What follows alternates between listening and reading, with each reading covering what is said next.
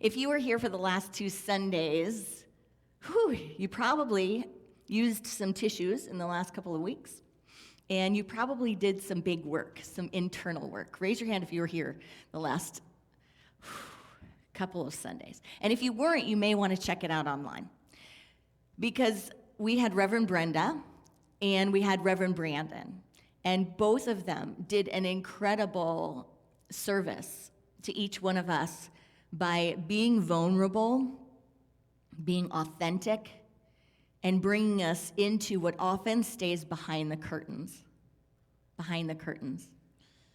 I had a week recently where I felt struggling, I felt like I was struggling, and I texted a beloved who had tried to get a hold of me, and I just said, I'm sorry I haven't responded yet, I've been struggling. And the text came back and it said, I've been struggling too. And I replied to that one as, so has this other beautiful girlfriend been struggling. And there is something that, for me, helps me take a deep breath when I can engage authentically with people, when I can be real about what's going on, and when I know it's not just me. It's not that we're all going through the same stuff at one time, but we almost don't know what's behind the curtain a lot of times, right? And sometimes it can help us have endurance and have strength when we invite each other behind the curtain, because we can realize that we're part of a whole, and that these experiences don't happen in silos, that in fact there are ebbs and flows to life. We're going through something as a collective. There are a lot of elements and a lot of activities that go on, and that affects each one of us. And sometimes when we can just put a hand out, reach a hand, grab a hand, offer a little more insight into our lives, we can help someone else not feel so alone. So I honor and acknowledge both of them for their courage on the path, and their courage to be vulnerable, and their courage to share. They both talked a bit about letting go, the baggage that we carry, and dropping that baggage.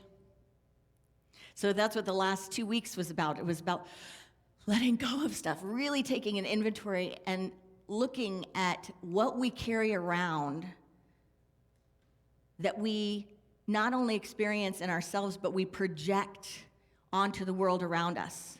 That anyone who comes into contact with us may not realize it, but we're carrying this stuff around. So they're interacting with a very full field of possibilities when they don't even know it.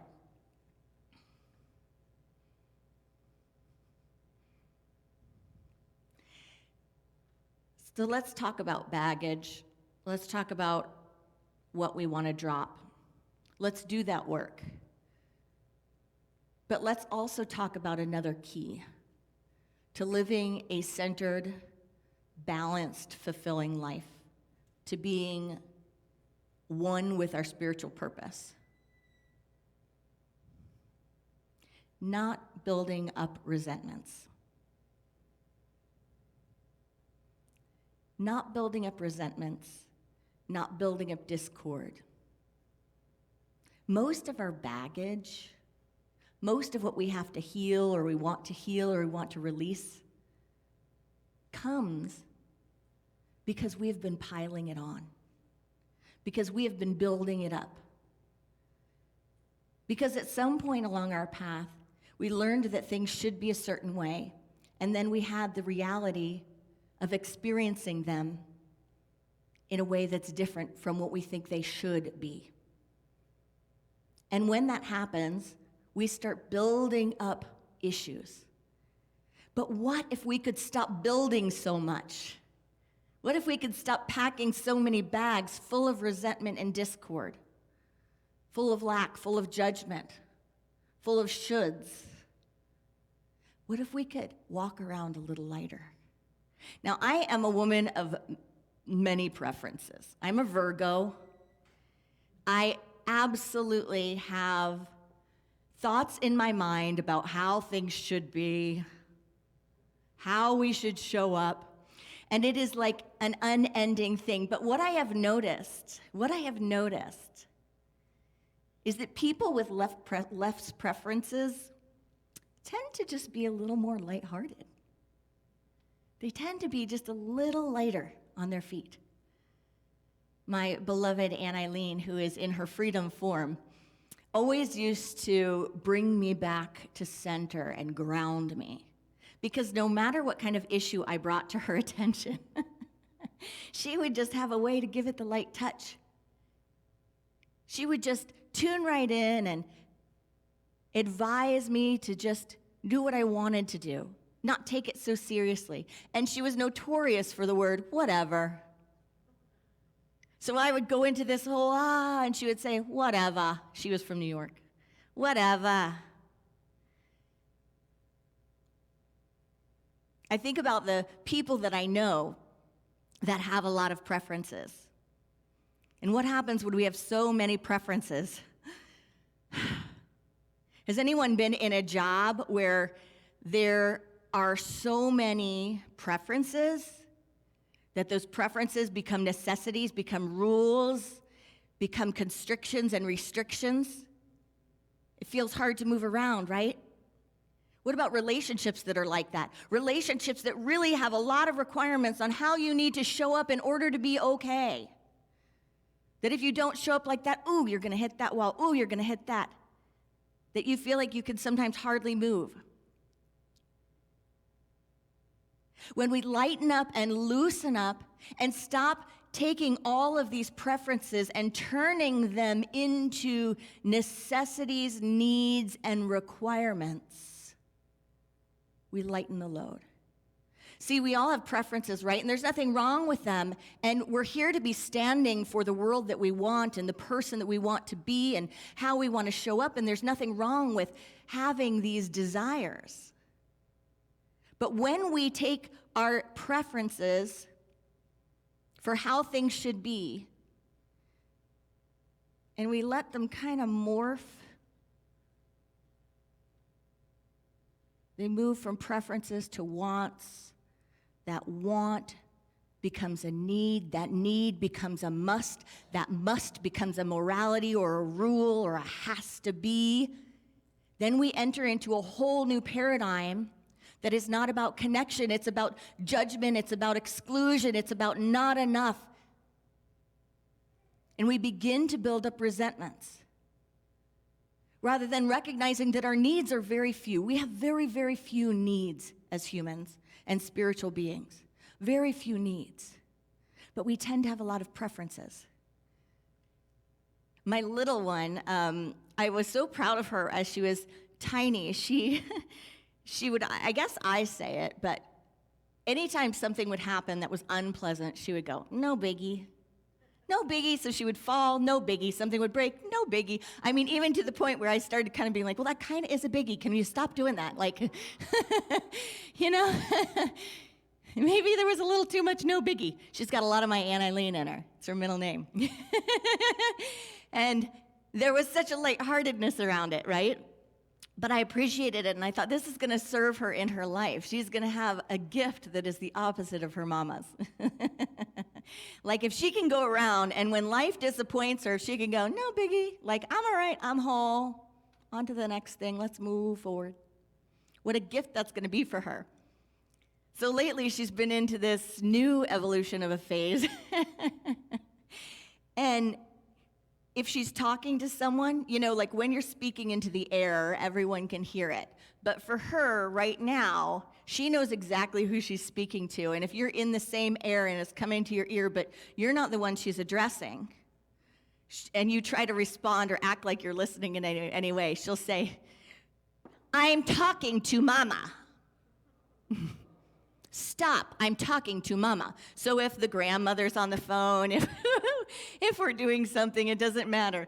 She'll say, if she thinks, if you start to respond and she was not talking to you,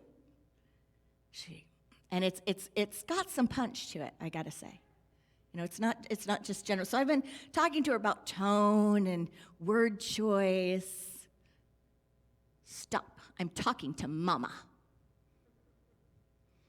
And then sometimes she'll do it with Ann, our beloved Ann, and she'll say, Mama, I'm talking to Ann. So as I've been working with her on it, I say things like, you don't get to manage Mama, or you don't get to manage Ann, or you don't get to manage whoever it is that we're talking about. But it's the opposite of no biggie. And how often do we do that in life? How often do we say, no, this is not how it's supposed to be. This is how it needs to be. And what does that cause? What is the benefit from lightening up? But what is the benefit to lightening up, to taking it easy? And what is the cost to being so demanding?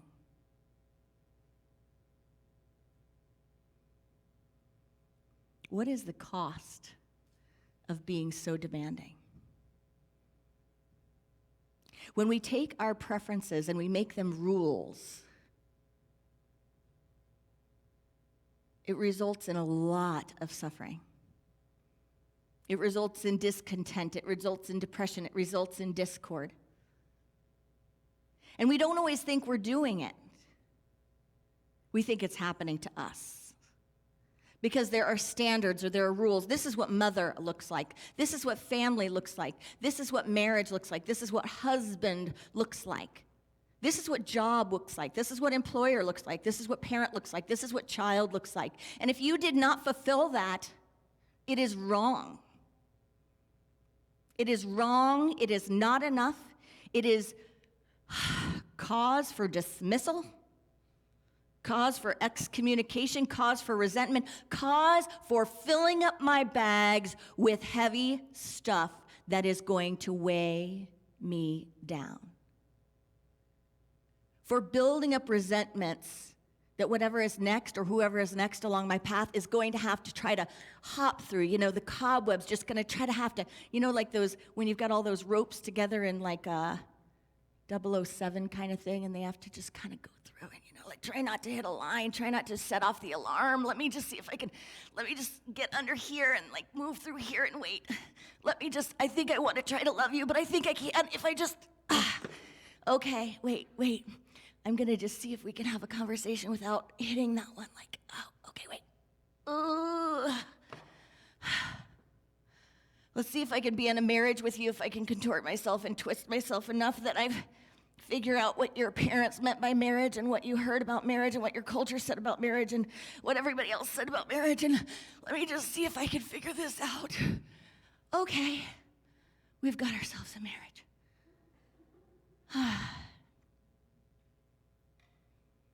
And what happens when you have to live like this? What happens when there are so many restrictions on how we show up? Have you felt it in your own life, in your own relationships? You feel like you're the elephant in the room. All of a sudden, right, you start banging into things that you're like, I never thought I was this klutzy. I never thought I made this many mistakes. But it constricts the area. It confines us. It contorts us. It contorts love. But our spiritual practice is about openness.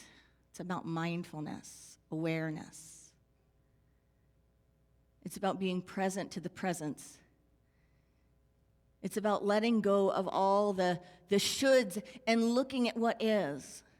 The mind and the ego, the psyche, it doesn't want to know that there's a spectrum of what marriage is, right? I mean, if you look at what marriage is, we could do a survey right now, and people will say marriage should be long, right? Marriage should be long, right? Marriage should have loyalty in it, right? What else? You could probably, do a list. But what is the reality? If you look at all of it. I always like talking about religion in that way. I grew up Catholic, and people say, what is a Catholic? And it's like, there's no such thing. Because a Catholic is what all the Catholics are. And that's like this. Right? It's not what the book says. It's not what the priest says. It's not what the Pope says.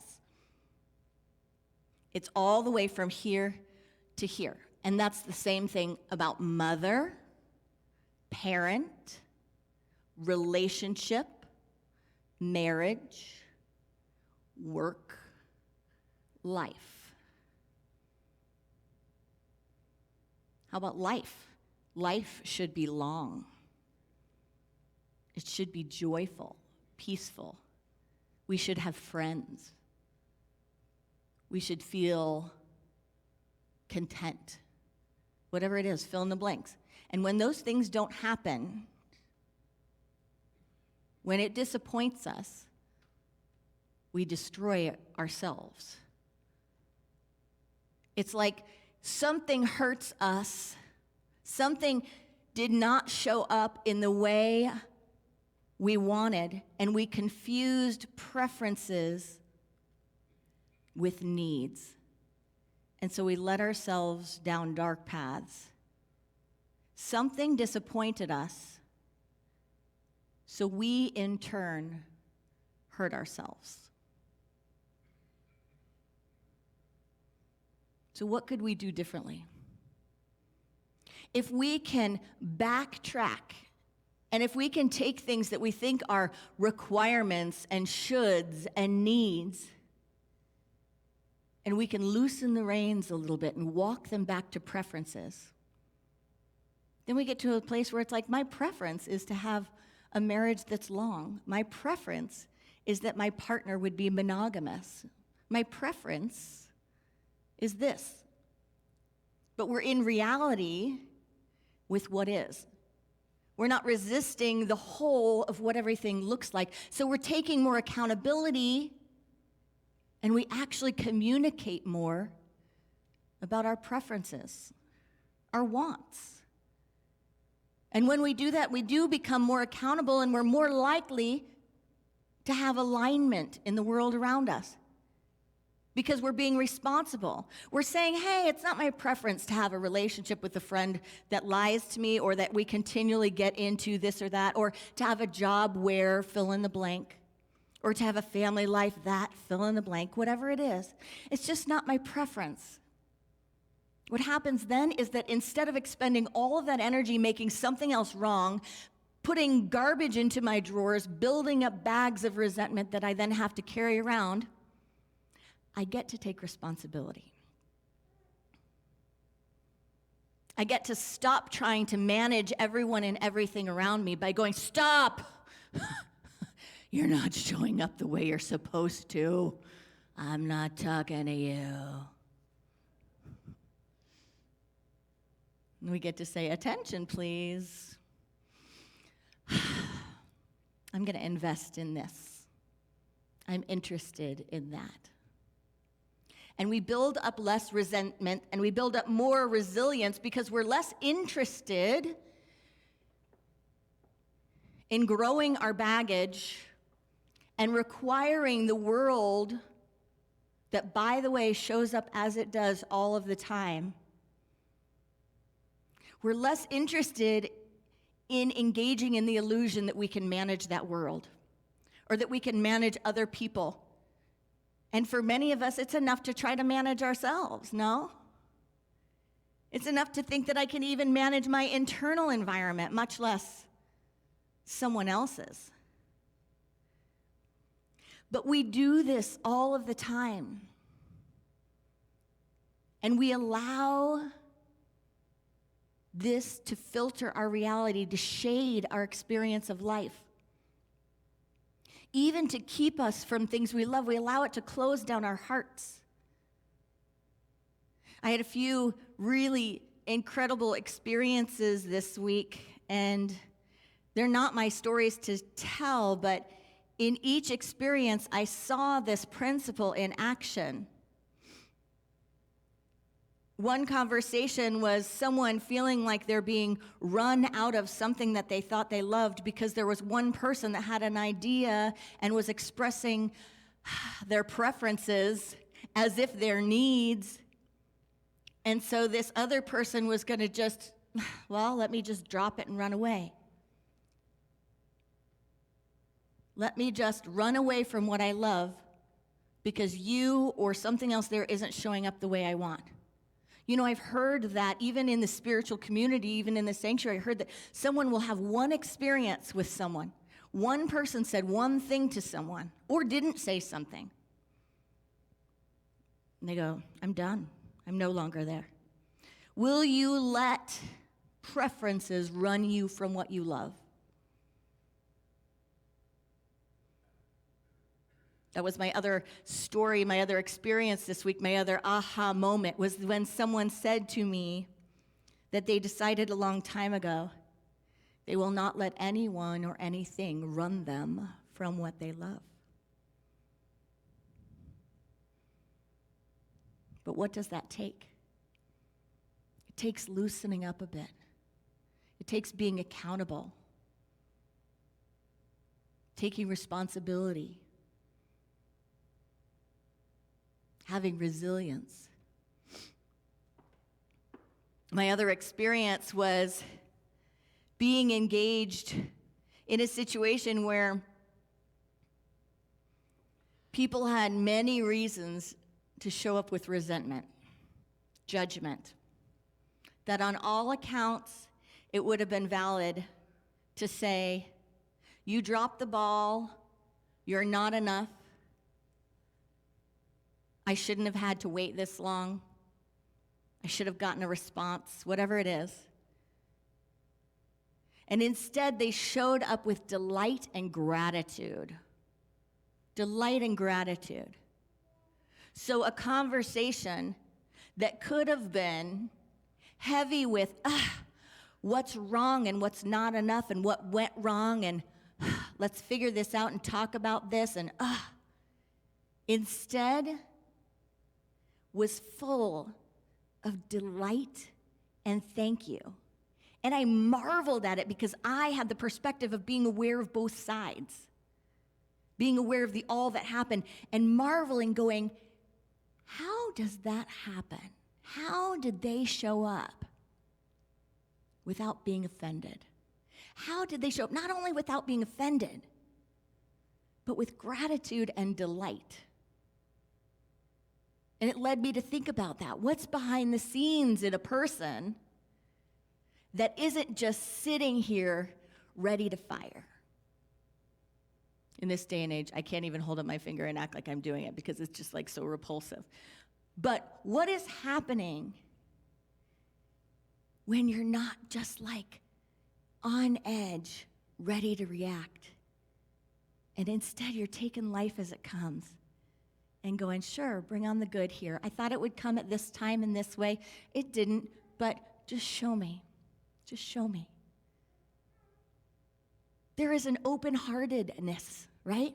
There is a willingness to be with what is and to not try to constrict reality to conform to our fantasy ideas about how everything should be. And instead, to take the moment as it is and to remove the veil so that we can let everything that is there, all the good, all the love, all the God, flow in and be received. That's our practice. But it's hard to do sometimes.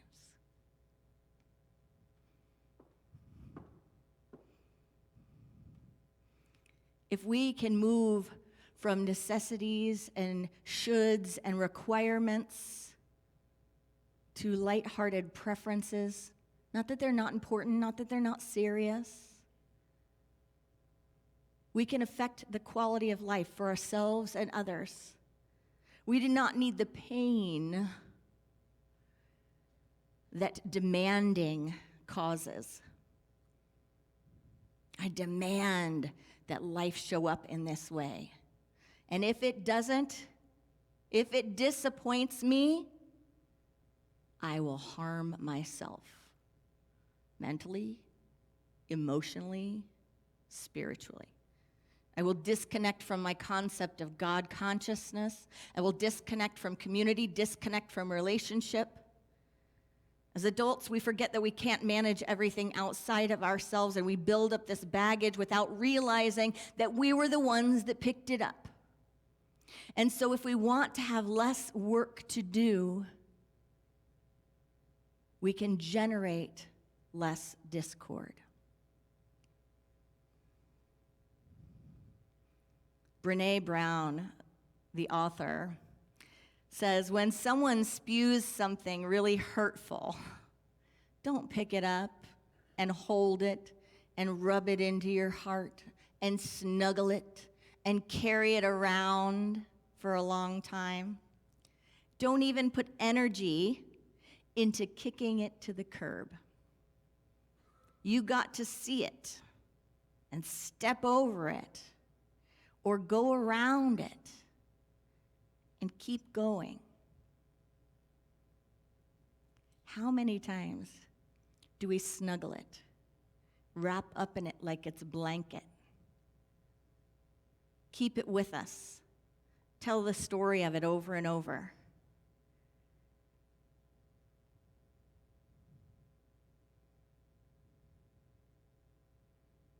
Martin Luther King, in the sermon delivered at Dexter Avenue Baptist Church on loving your enemies, said this: somewhere, somebody must have a little sense, and that's the strong person. The strong person is the person who can cut off the chain of hate, the chain of evil.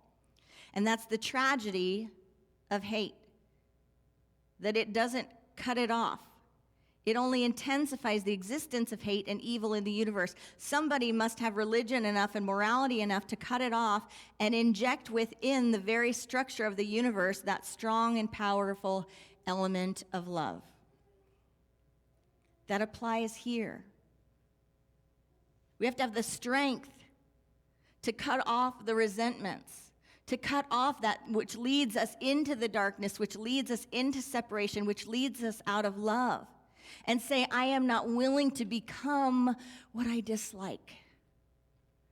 He says there's another reason why you should love your enemies. And this analogy, I'm saying everything that disappoints us, everything that feels like it's not enough.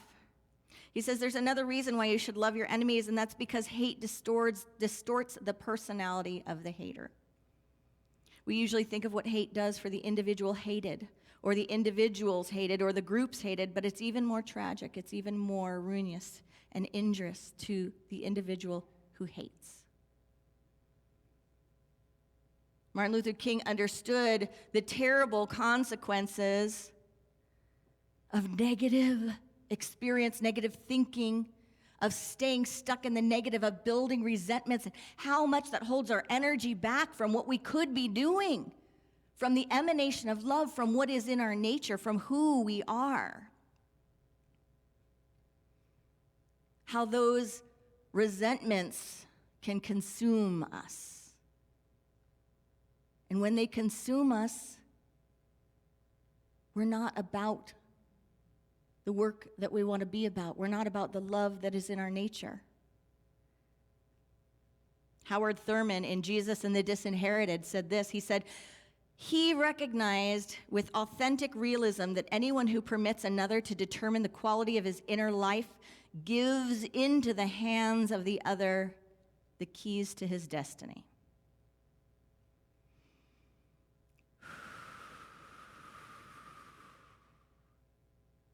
Can we picture that for a moment?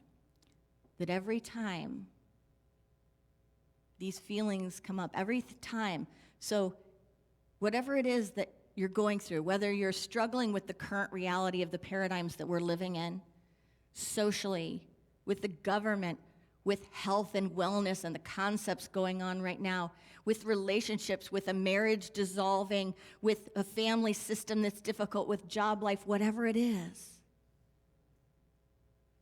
Can we picture ourselves with keys, holding the keys, and really doing an inventory on how often we give away those keys?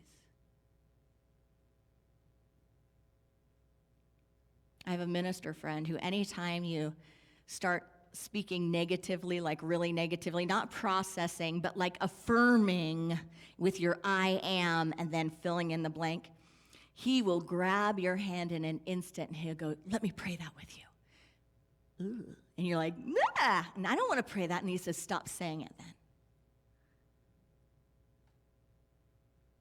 Can we really, on like a body being level, get in tune with keys? Hold your keys in your heart and then picture the times, just notice, tune into the times where you start giving away the keys.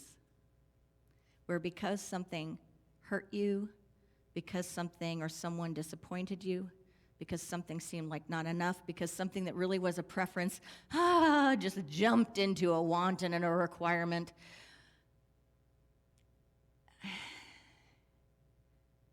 And then you took your keys and started handing them off.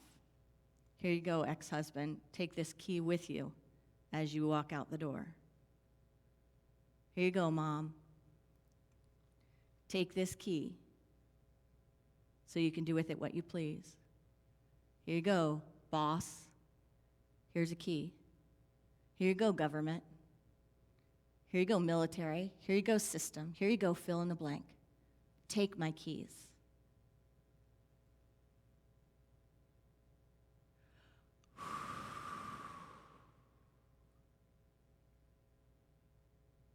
Our practice is to recognize these words and to have the courage to hold on to the keys rather than to get caught up in the ego's idea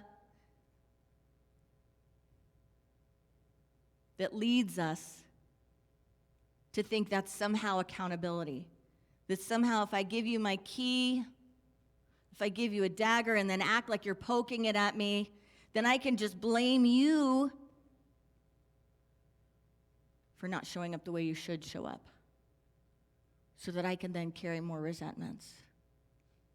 When the spiritual practice and spiritual path tells us this, anyone who permits another to determine the quality of his inner life gives into the hands of the other the keys to his destiny. So let's take a moment to breathe into a time of meditation. To find our keys and to hold them near our heart. Knowing that sure, we can keep living in ways that don't serve us. We can keep crying out, stop. I wasn't talking to you. Stop. That's not what this is supposed to look like or feel like. Or we can begin to give life the light touch, to give ourselves a break, to open up our heart to true power and true strength, letting the ego do what the ego does, but just watching it, and going, oh, no, no, no. We're not giving away the keys next time. We're not giving away the keys this time. We're not going to fill more baggage. We're just going to feel it. We're going to feel this right here in this moment. And we're going to move through it without snuggling it or wrapping it around us. Without making up a story around it that defines us. Without weaving a web for others to crawl through. So we inhale and exhale into this space.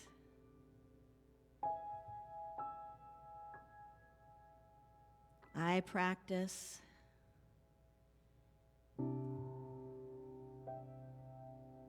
letting go of my right to be offended. Not because it's wrong. Not because it's unjustified. but because I deserve to be free of the baggage it brings.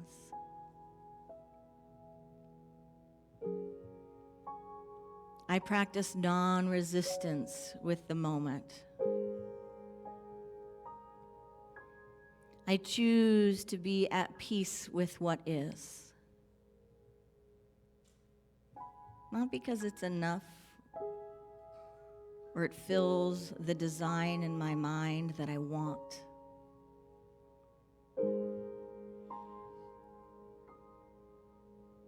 But because when I practice non-resistance,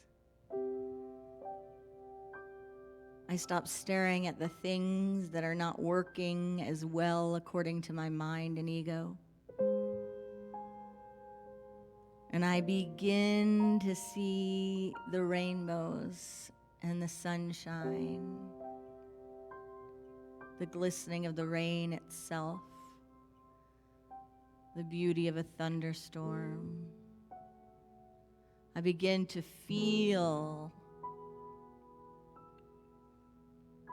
the absolute presence of love that has no opposite, that comes in and through and as every present moment, regardless of how it may be meeting my needs or missing the mark.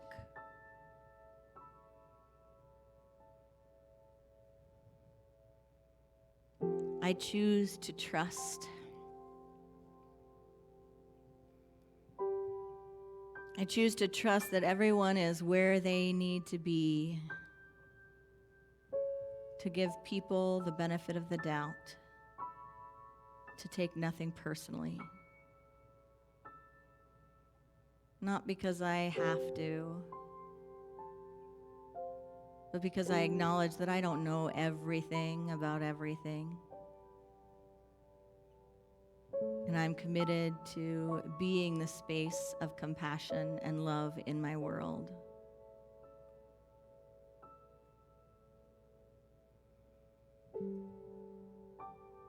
I give up my right to judge everything.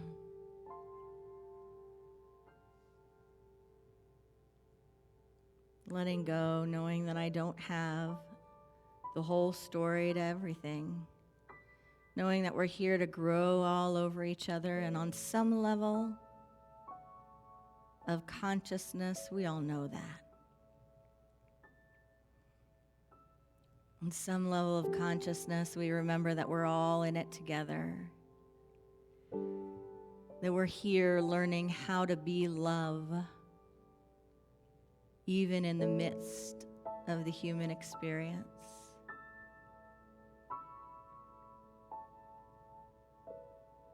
I breathe into my commitment to be love, to be of the source of my being, not to engage in the illusion that anything can run me from this love. Nothing will keep me from love.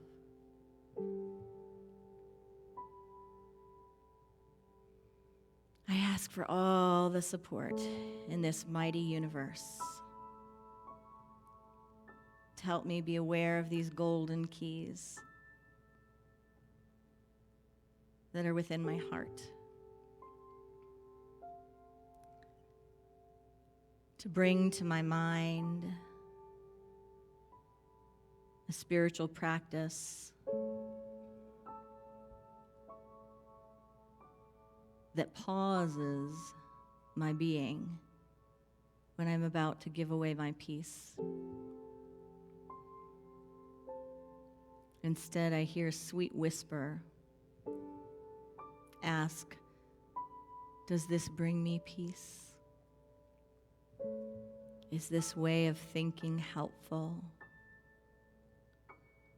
Is this demand realistic? Will this create more space in my mind? Does this make room for others to be human? Does this create thoughts and emotions that I desire? Is this moving me forward into love and connection?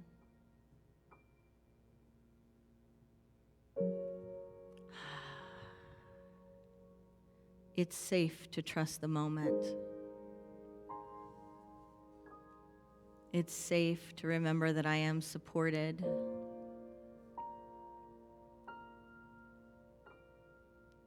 That I am of love. And here to be light on my feet. At peace with each now moment.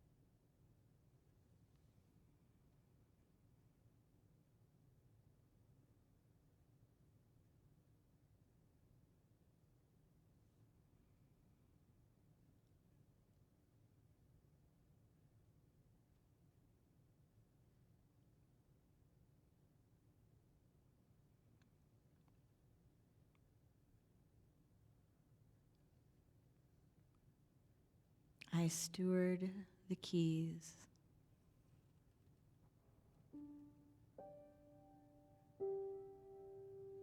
I steward love for myself and all beings.